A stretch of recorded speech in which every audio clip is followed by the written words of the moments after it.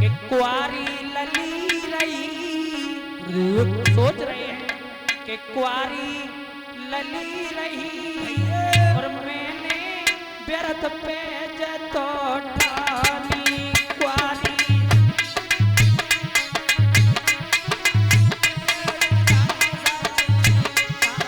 बोले मैंने ये जो प्रतिज्ञा ली थी ये मैंने गलती कर दी। और क्या बोले कि कुआरी दिया रही के बिरथा पे जदन सखी ठानी कुआरी लली रही बिरथा पे जदन सखी ठानी कुआरी लली रही बिरथा पे जदन सखी ठानी। अरे कौ छत्री से धनुष न टूटो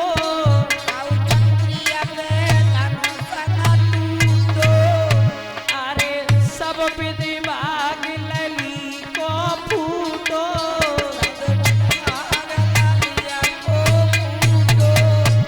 कि हमारी हसी भाई के बिरथा पे जदन सकी ठानी हमारी। कुआरी लली रही हमने पे जदन सखी ठानी कुआरी लली रही हमने पे जदन सखी ठानी।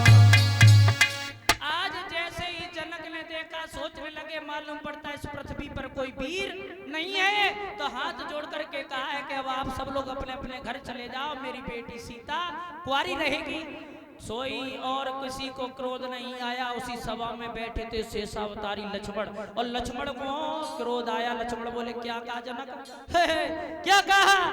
इस पृथ्वी पर कोई वीर नहीं, लेकिन तुम्हें एक बात मालूम नहीं है जनक, ये धनुष धनुष सुनो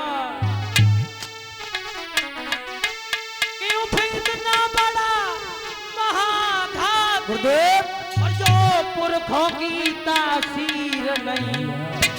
और क्या कहा जनक? फिर से बोलो पृथ्वी पर कोई भी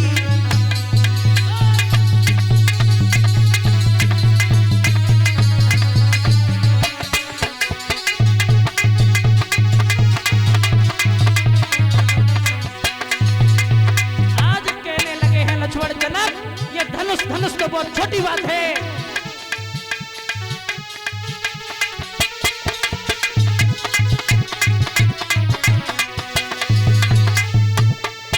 यदि आज्ञा जगुर की पाई जाऊं ब्रह्मांड को अबे हिलाए डाले।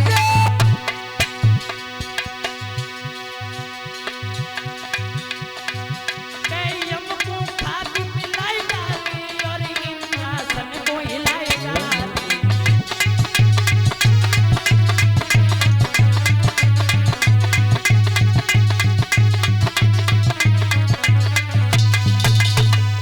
आज उसी समय कहा है जनक इंद्र के इंद्रासन को हिला दूं, बताओ तो यम को खाक में मिला दूं, लेकिन ये धनुष मेरे लिए कोई बड़ी बात नहीं है। जैसे ही लक्ष्मण को क्रोधित देखो विश्वामित्र बोले ठहर जा लक्ष्मण, तुम्हारे बस का काम नहीं है तो क्यों बीच में उल रहे हो हैं? इधर विश्वामित्र ने प्रभु श्री राम से कही है बेटा उठो और जनक के इस संताप को दूर करो। और आज उसी समय क्या हुआ, प्रभु श्री राम आगे बढ़े और जैसे ही धनुष के समीप पहुंचे फिर पता नहीं कब झुका धनुष और आवाज की आई कानों में।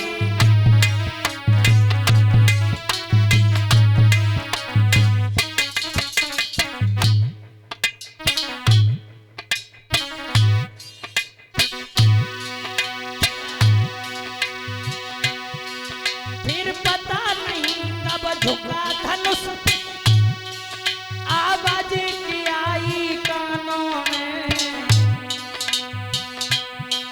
तुई टूक तो हुई गिरी पड़े मच गई घोर उन भुवनों में।